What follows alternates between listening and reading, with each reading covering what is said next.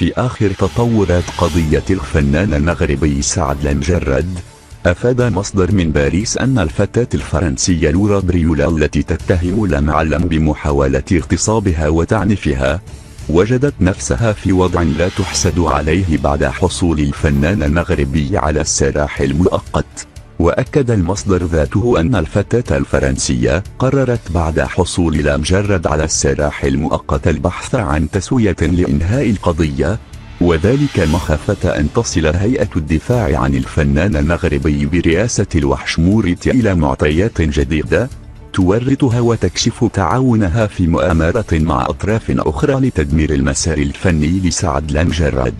وأكد ذات المصدر أن تأييد النيابة العامة لقرار قاضي الحريات بمنح السراح المؤقت للمجرد اليوم الثلاثاء شكل صدمة لبريول،